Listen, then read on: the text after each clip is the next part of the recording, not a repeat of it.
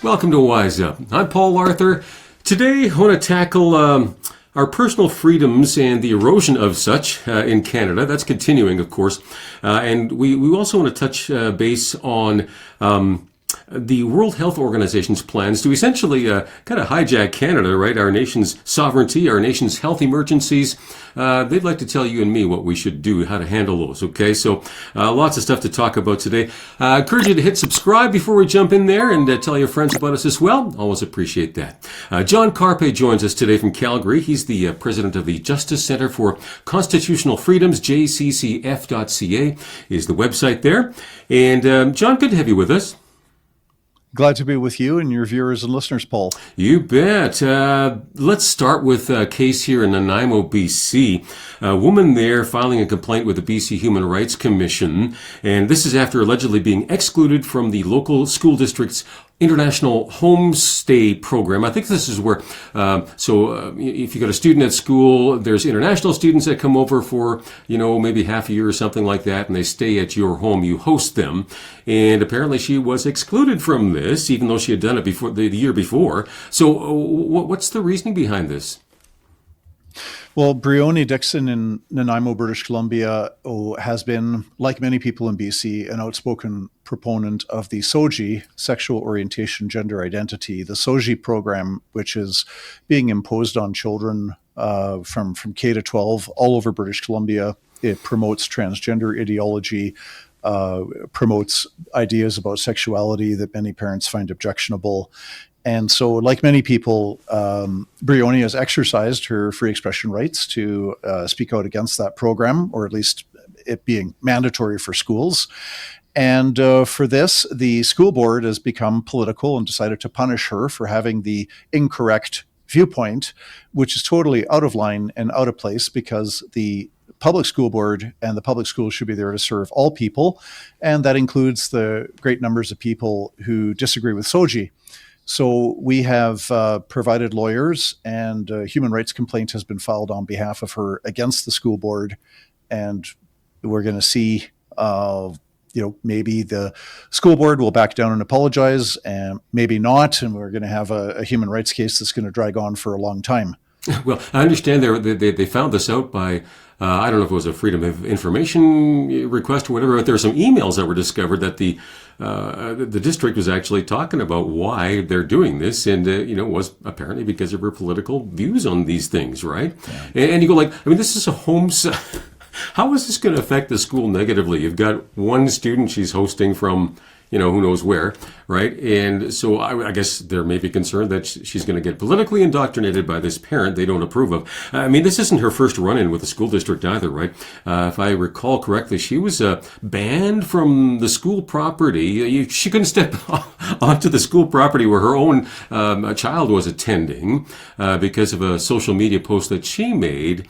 I think she had a picture, and apparently it was a blurry picture of one of the teachers from the school wearing a rainbow T-shirt that was politically charged. And she's going, hey, this is not inappropriate, right? So not appropriate. She's got this on this teacher's on the job, right? So, and they took offense to that. I mean, where does this go? Are we going to have our school boards monitoring parents' social media posts now? It's probably happening every day already, Paul. And the solution is for parents to continue to exercise their free expression rights and not be intimidated by this.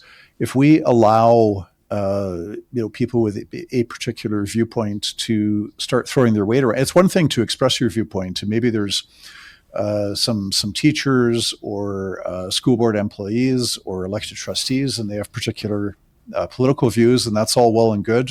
We live in a democracy where every viewpoint has got a right to be expressed in the public square. So freedom of expression is one thing, and it's a good thing. When people start to use their authority to punish their opponents, that's completely different from free expression. So, and that's exactly what's happening here. You probably have a majority of the school board, I'm speculating here, but probably a majority of the school board trustees and school board staff and a lot of teachers. They might be very woke, they might be very progressive, they might think that imposing their ideas about sexuality on children, is wonderful. They should not be using their government authority to try to punish somebody who disagrees. And so this is a serious erosion of the free society. And it's not just the Justice Centre that is fighting back, but it should be all Canadians speaking up and continuing to exercise their freedom of expression. Yeah.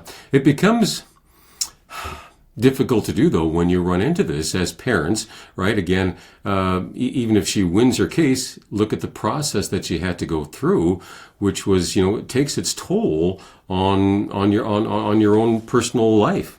And I think that's why parents are often hesitant to do so. So hats off to people like Bríony Dixon to actually have the guts to stand up and do something about it. And we need more people like that, I think. Quebec school teacher challenging gender transition policy in a case about compelled speech and freedom of conscience.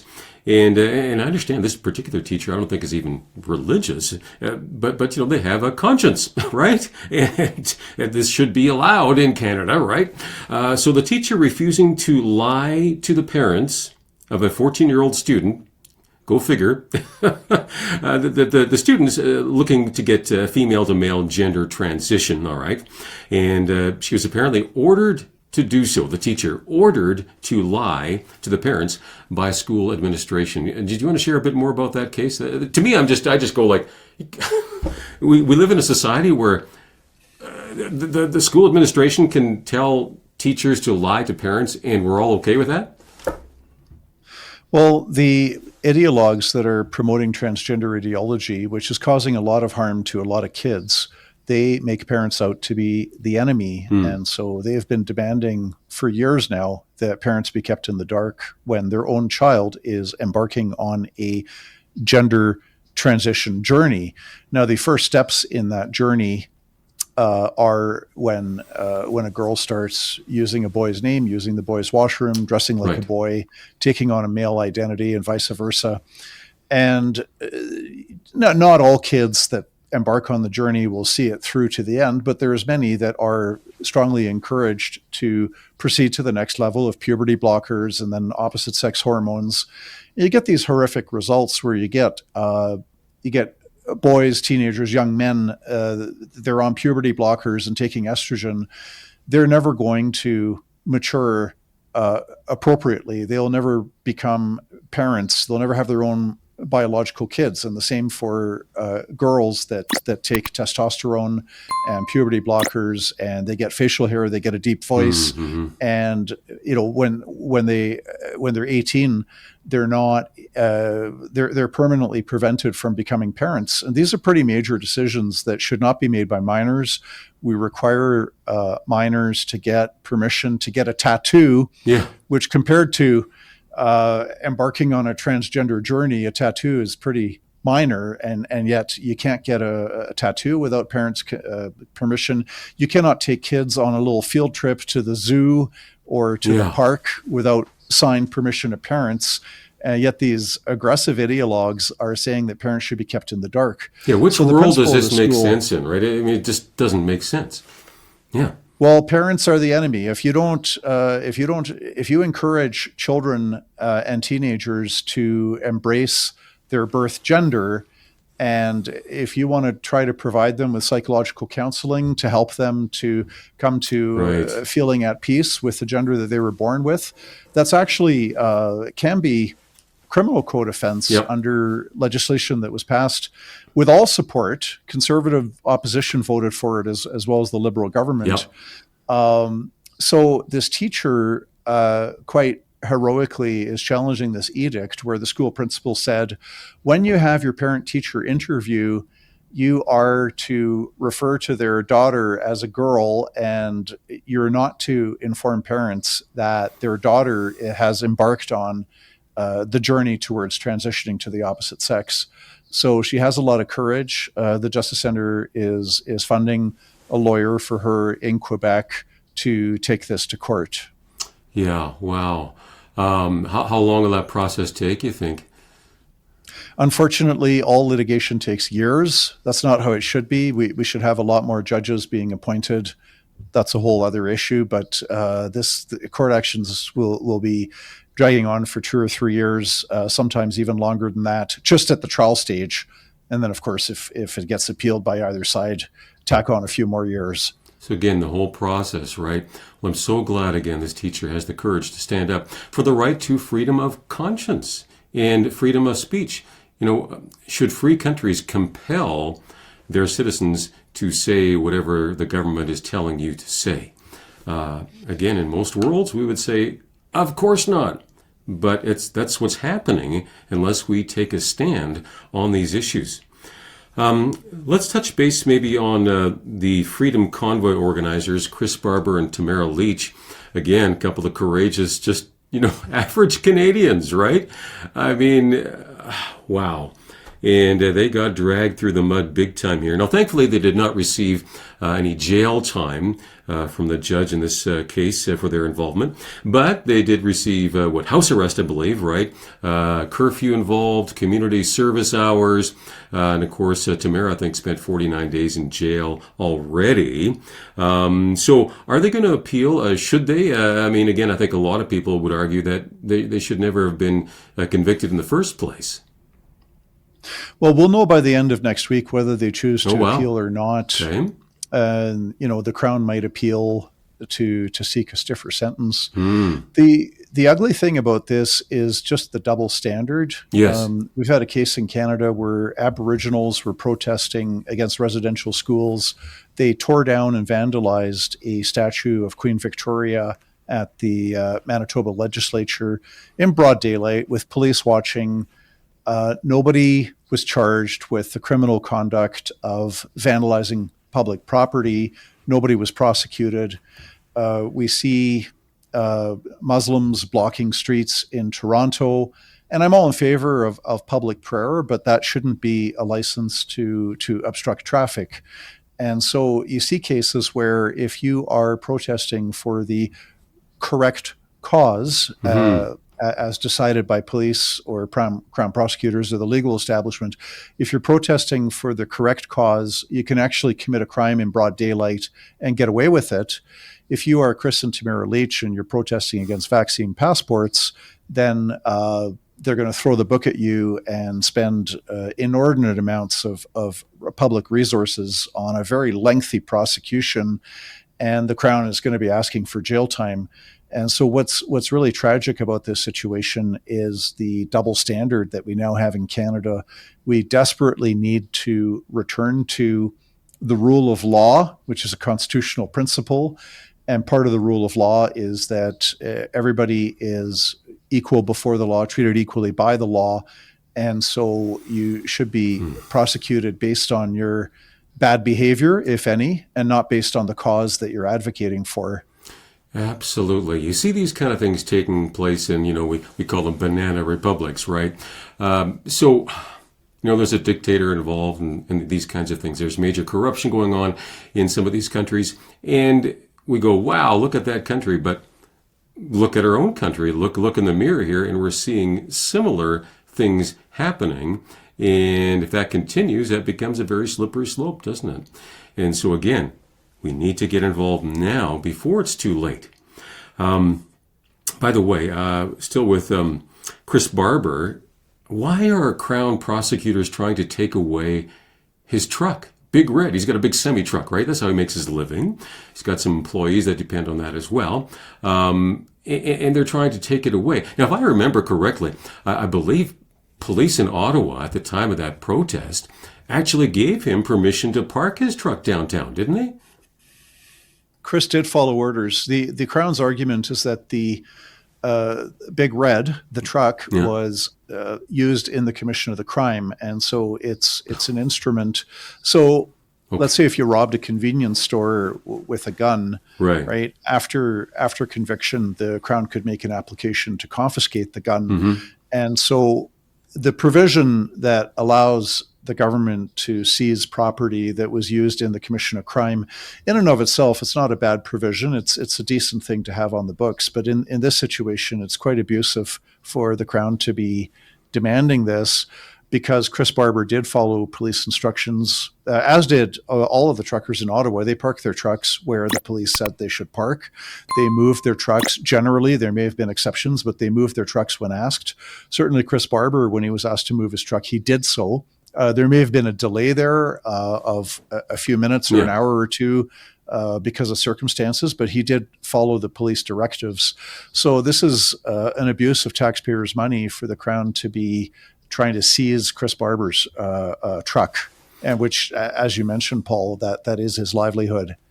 Yeah, it seems just way out of proportionality. I mean, it's just, who in their right mind would say that's a just thing to do? Again, politically motivated, I'm quite sure. So, yeah, well, we'll see what happens with that. Any timeline on when that gets decided, or? The next court hearing will be in late November. Okay. And the judgment will be released sometime thereafter. So that's a court hearing in late November the 25th or 26th, specifically on the seizure of the truck. Right. And if they do appeal the case, I'm just curious, and if they actually won and a new judge would find them not guilty, would there be recourse to sue the government for suing them? I don't know. I mean, I'm thinking that all the stuff they've gone through, and and to not have any recourse would seem unjust. Well, the way it works in the criminal justice system, for better and for worse, and I'm sure there's strong arguments on both sides, but in the criminal justice system, if you are prosecuted and eventually acquitted, whether at trial or on appeal, you generally do not have recourse. There is a civil action that could be launched for malicious prosecution. That's a very, very high bar. It's a high threshold. It's difficult to win a case successfully persuading a judge that the prosecution was malicious. Okay. That said, Chris and Tamara would have to confer with their lawyers about that. So it's different from civil law. In civil law, if you sue somebody for breach of contract or tort of negligence, if you lose in civil court, depending on what province you live in and depending on the judge's discretion, you could be on the hook for $10,000, $30,000, $50,000, even $100,000, $150,000 to pay for court costs for the other side. But that's the case in civil actions, not in the criminal justice system. Okay, good to know. All right. Well, I want to switch gears here a bit, but this does tie in with freedom as well. Nigel Hannaford did some research recently for you on recent changes in the international health regulations being proposed by the World Health Organization. It seems that our federal government is wanting to sign on to this, but there certainly is a concern as to how this would affect the sovereignty of a nation. In fact, I think there's 11 countries that have said, hey, we're not signing on to this. And that would include countries like the U.S., Germany, Italy. What kinds of regulations are we talking about here? So the World Health Organization has these international health regulations, which most countries in the world have adopted, and Canada is very keen to be one of those countries as well. And if a country consents to that, it means that the Director General of the World Health Organization has the power to declare a pandemic emergency and to issue orders that the countries impose lockdowns, vaccine passports, travel restrictions, and all manner of harm and suffering on the population. And it gives the leaders of countries, including Canada, a bit of an out. They can tell the population, well, we're just honoring our international obligations. We really have no choice in the matter. We're just doing what the World Health Organization wants and what we've agreed to do. And it's a little bit disingenuous because at the end of the day, the World Health Organization has no police force, no army, no courts, and they cannot impose their will on any country. So ultimately, if 2 years from now, 6 years from now, if the World Health Organization declares a pandemic emergency and orders Canada to impose lockdowns and to make second-class citizens out of anyone who doesn't get injected with their latest vaccine, travel restrictions, and so on. Whatever government is in power at the time that is happening, they can simply say no to the World Health Organization and say, we're going to exercise our own sovereignty, and we're going to determine our own response to whatever virus you're now saying is something that warrants lockdowns. Okay. Yeah, this is an unelected organization, right, with zero accountability as far as I can tell. So they wouldn't be accountable to Canadians. So why would we, sign that to begin with? But as you pointed out, I think probably the reason is it gives you an out, politically speaking. So our federal leaders would say, well, we signed on to this, right, and it's for the good of the world, right? But okay, well, we got a taste of this nightmare sure did. 5.5 years ago, because when the government started their 2 weeks to flatten the curve, which of course dragged on for years. At that time, they were relying on World Health Organization directives. Now, they were not saying that they were required to follow the World Health Organization, and they were not. But those policies inflicted so much harm on Canadians. We have reports on our website, Justice Center for Constitutional Freedoms, jccf.ca. We have several reports. The most recent one, or the second most recent one, Statistics Canada data, so it's not our opinion, it's what Statistics Canada is saying. We now have, after the lockdowns and vaccine passports, we now have a 15% higher death rate amongst Canadian children. And we have a 22% higher death rate amongst younger Canadians under the age of 45. These are not COVID deaths.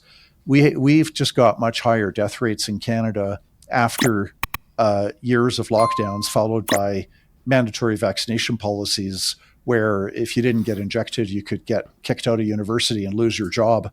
So these are some of the deadly results from the last time that we followed the WHO directives.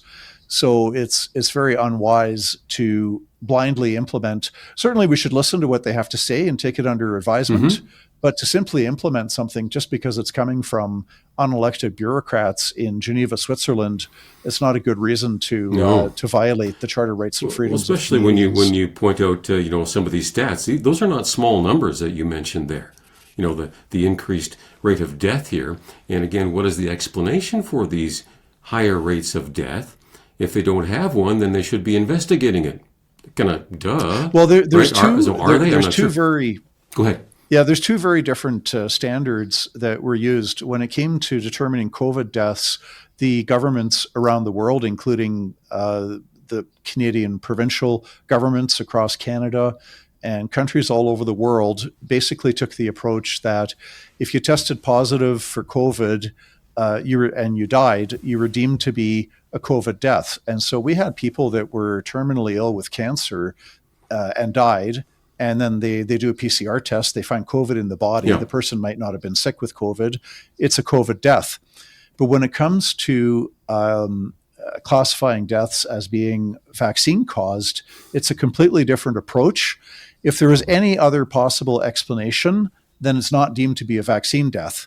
So, some healthy young man who's 20 years old, who's an athlete, who a few weeks after getting injected with a COVID vaccine dies in his sleep, and his parents find a dead son in the morning. It's not a vaccine death unless they make great efforts to prove that there's no other possible explanation. Yeah. So it's a double standard that's being applied. Thank you for highlighting that. People need to pause and just give that some thought. Yeah, that's serious stuff. Healthcare is actually a provincial jurisdiction, as I understand it. So what would happen if you get these directives, again, from the World Health Organization? Canada says, hey, we need to kind of follow those guidelines. We signed on to it. And Alberta says, you know what, we're not going to follow that. Would Canada, the federal government, withhold funds then? Use that as a wedge, as a tool? I would predict that the feds would try to use that. Before the legislature in Alberta this fall, there is legislation that is being proposed that the MLAs will vote on that's similar to legislation that Quebec passed 25 years ago in the year 2000, which basically says any international treaty that pertains to a topic or a subject that is within the exclusive jurisdiction of the provinces our province is not necessarily going to go along with that. And Canada's constitution is very clear that healthcare is exclusively a provincial jurisdiction. Exclusively, it's not shared. And so Alberta and Quebec are both entirely correct in passing legislation that very appropriately says healthcare is provincial. So, we're not necessarily going to follow edicts from the World Health Organization. Now, if Alberta and Quebec asserted their independence, or not their independence, but their rightful constitutional jurisdiction over healthcare, it would not surprise me if the federal government said, "Well, we're going to withhold federal funding for healthcare," which would also be a violation of our constitution. Oh, man. We do a whole show just on that. But I've got a clock ticking here. Any thoughts here, John, on, I guess, what we can do as the people watching here, Canadian citizens, how can we protect our freedoms? Contact your member of parliament. And I don't care if he or she is Conservative, Bloc, Liberal, Green, NDP. Contact your member of parliament and say, protect Canadian sovereignty. Do not sign on to the World Health Organization control over our healthcare. And for the provincial politicians, whether you live in Alberta or anywhere else, education is provincial. Tell your MLA that the schools should not be imposing transgender ideology on children. In a democracy, it's the squeaky wheel that gets the oil. And if you don't speak up, you're allowing other people who don't share your commitment to truth and justice and freedom, you're allowing other people to dictate the agenda when you're silent. Well said. So you have to be. Well you have said. to be. You have to leave it contact there your because MP. of the clock here. But that well said. That's you're right there. We need to speak up. So let's do it, folks. And I appreciate supporting people who take those.